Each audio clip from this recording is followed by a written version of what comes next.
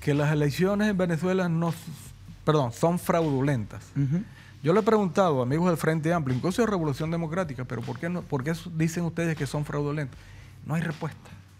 ¿Por qué? Porque esas etiquetas y esos grandes titulares de prensa, todos los días colocados, no voy a decir que son técnicas goebbelianas, pero colocados todos los días en primera, en segunda plana, etcétera, van creando un imaginario, van haciendo unos constructos terribles, ¿no? Nadie nos ha explicado, a la Unión Europea incluso, que las elecciones en Venezuela no guardan las mínimas garantías. Entonces les preguntamos cuáles son esas garantías a que se refieren. Y para que verifiquen si hay o no hay garantías, vengan al proceso, invitados. No quisieron ir. No quisieron ir. ¿Usted se ha juntado con gente de Revolución Democrática? ¿O se juntó con su presidente, por ejemplo, Rico Checopar? ¿O con el diputado Giorgio Jackson? ¿Ha tenido reuniones? No he hablado con él. He hablado con algunos amigos del Frente Amplio que son pero de Revolución Democrática, porque es el partido que ha dicho que no va a apoyar las elecciones de este domingo. No, hay muchas diferencias al interior del Frente Amplio, como hay diferencias también en el Partido Socialista y en otros partidos respecto a Venezuela.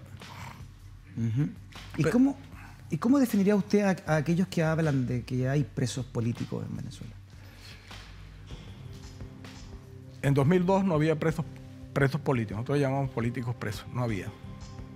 Ahora, si se puede llamar preso político a una persona que es imputada y enjuiciada por andar con una ametralladora en la calle haciendo tiros, disparos. Si eso se llama preso político, bueno, no tenemos forma porque en el argot reconocido por el derecho internacional no se le reconoce categoría de preso político a una persona que anda con una ametralladora o una pistola o agarra un helicóptero a bombardear edificios incluso donde hay niños. Si esos son presos políticos, bueno, son términos que se utilizan mucho a conveniencia, ¿no? de esos grupos y de esos sectores políticos que no entienden que la democracia se hace primero, con mucha paciencia, segundo, con mucho diálogo y tercero, con mucha comprensión incluso hacia el adversario, ¿no? Lo que pasa es que en Venezuela esos sectores han visto al sector popular, al sector moreno, lo han visto como enemigos. Ahora, si se es preso político porque te capturaron quemando una persona viva, y eso es preso político, bueno, habrá que revisar entonces la terminología del derecho penal y el derecho... ¿Esos son los que están hoy día presos en Venezuela? Sí. No hay uno que esté preso por cuestiones de conciencia. No hay uno.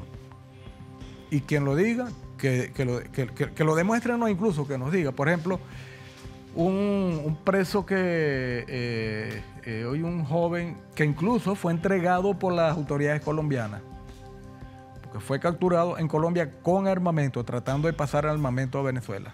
¿Ya? Un señor joven llamado Loren Gómez Salet.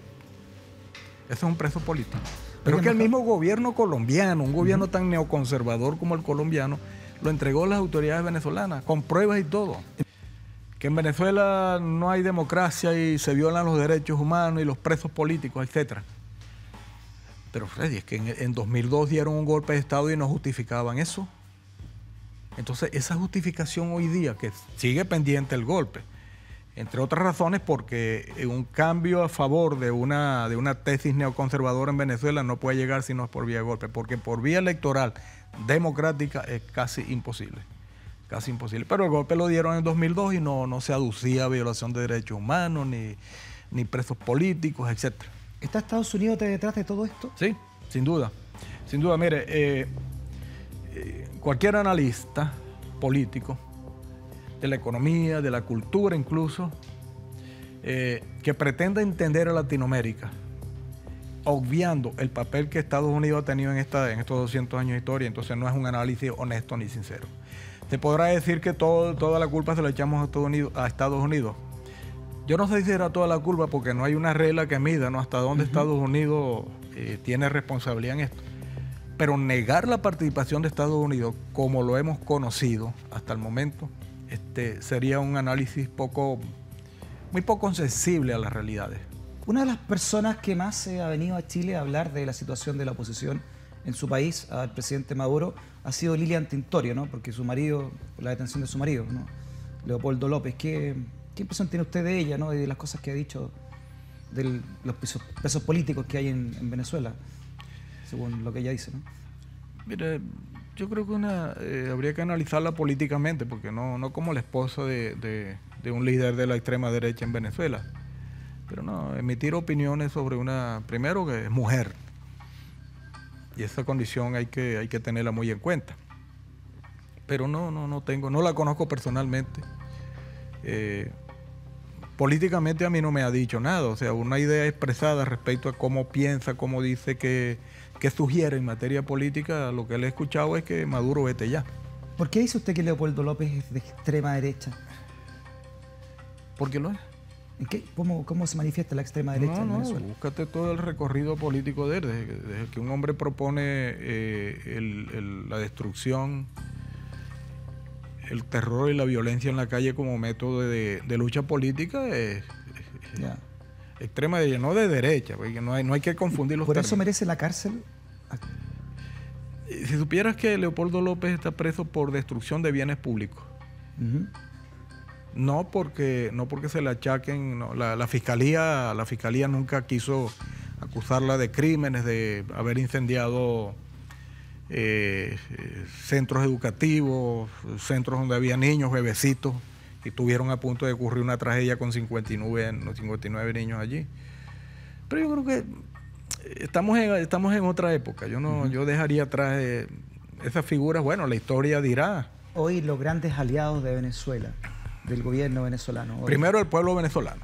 Un aliado como ese potente, respondón, rebelde, negado a entregar sus recursos naturales y su estructura política y cultural a los Estados Unidos y a Europa. Estamos reivindicando el papel no solamente de la historia libertaria de Venezuela, con Bolívar, Sucre, Miranda, etcétera. No, estamos entendiendo es que en esta modernidad, seguir como veníamos es la destrucción lenta de Venezuela. Ante que esa destrucción llegue, nosotros preferimos sacar las fuerzas morales, las fuerzas políticas, las fuerzas culturales del pueblo y enfrentar al imperio con eso que tenemos. Ahora, si me preguntas aliados afuera, mira, son mucho más de lo que se cree. Nosotros tenemos una estrecha alianza, por ejemplo, con la Unión Africana. Ya. ¿Okay? Y esos son 58 países que tienen mucho que decir. Estamos presidiendo, y para presidir el movimiento de los no alineados, que son 120 países, hay que tener mucho apoyo y mucha participación y entendimiento de los procesos internos de cada uno de nuestros países. Claro, se lo preguntamos porque hay muchas voces, ¿no?, que hablan de que este proceso del domingo no es democrático, ¿no? Entre ellos también la Unión Europea, Canadá, Estados Unidos ni hablar. La Unión Pero Europea. También países latinoamericanos. Mire, fíjense que cuando no fue posible el revocatorio, porque fue una estafa. Eso sí fue un fraude. Eso sí fue un fraude.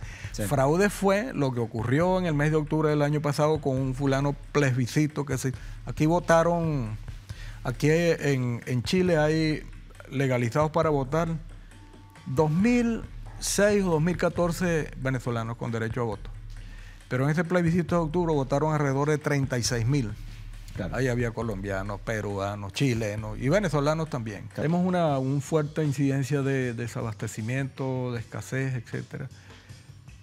El 40% de lo que se produce en Venezuela, por hablarte de alimentos, solamente de alimentos, de lo que se produce, sumado a lo que importamos, sea para Colombia. Pues tenemos también un vecino, un estado decidido pues Colombia, la oligarquía colombiana, no el pueblo colombiano, la oligarquía colombiana siempre ha tenido esta fijación de reivindicación territorial y geopolítica sobre el territorio venezolano. Ellos quieren navegar libremente por el lago de Maracaibo, quieren navegar libremente por el río Orinoco. Han reclamado siempre algo que nunca fue del virreinato de Santa Fe, como es el archipiélago de los monjes. También intentaron en el año 87-89, cuando introdujeron la corbeta Caldas al Golfo de Venezuela, una provocación militar, acercarse a los caladeros de pesca del Golfo de Venezuela y a los yacimientos de gas que comprobadamente están allí. Pero tenemos un problema. un problema gravísimo con un vecino que extrae, que promueve la extracción, y cuando digo que promueve la extracción es porque ha elaborado y ha implantado leyes con ese propósito. Resolución 008 del año 2000, justo cuando comienza también el Plan Colombia, que debería llamarse Plan Venezuela, por cierto. ¿Ustedes lo ven como un enemigo el gobierno? Porque no, el lo presidente vemos. Maduro tuvo unas durísimas palabras contra el presidente colombiano. No, si tú oyeras lo que dice Santos del presidente Maduro, ¿no? Fíjate que ayer 400 toneladas de alimentos que desembarcaron por el puerto de Cartagena, porque iban hacia el occidente del país, de Venezuela, fueron retenidas por el gobierno colombiano. ¿Y cuál es su impresión del presidente Santos? La suya. La mía. Inconsciente. Va a ser un hombre que tiene, cuando salga de la presidencia, que va a ser muy pronto, y Maduro va a quedar allí, va a quedar con una deuda terrible. Él fue uno de los inventores de los falsos positivos. Ya. Él fue el que bombardeó a Ecuador. Por lo tanto, para mí, demócrata a cabalidad no lo es. Si Estados Unidos fuera una democracia, la humanidad sería otra. ¿Por qué dice usted que Estados Unidos no es una democracia, embajador? Se lo voy a comparar con mi país. En Venezuela las elecciones, quien las gana es quien saca más votos. En Estados Unidos no. Yo no creo que sea una democracia un país que se subroga el poder criminal, incluso de ir a bombardear otros países y asesinar de la forma tan cruenta como lo hacen, a causa de que su democracia es la democracia que debe imperar en el mundo. Eso no es una democracia. Yo creo que un país incluso tomado por una entelequia muy poderosa y como la Asociación Nacional del Rifle, que es la que pone pautas políticas y económicas, entonces eso no es democracia. Yo creo que un país donde se permitan cosas tan horrorosas como el Ku Klux Klan, eso no es democracia. Definitivamente no es democracia. ¿Cuánto poder? Fíjense que hablan, disculpa, hablan de canal humanitario para Venezuela. Tendríamos que preguntar, ¿no será Estados Unidos el que está necesitando un canal humanitario? Esta mañana vimos otra matazón de 10 personas y esto ya es prácticamente toda la semana. ¿No será Estados Unidos quien está necesitando de un canal humanitario a ver si cambian esa concesión y esa cultura de muerte? Claro, se mete un sujeto a una escuela y mata. Claro, no es una democracia donde se violan tan flagrantemente y a la luz de... Porque en Estados Unidos matar un negro o matar un latino es cosa de rutina. Eso no es una democracia. Pero violar los derechos humanos de su propia población, pero encima de esa subrogarse la arrogancia de ir a otro país también a violar los derechos humanos de ciudadanos de otro país. Embajador, ¿cuánto poder sigue teniendo Estados Unidos en la política internacional de América Latina?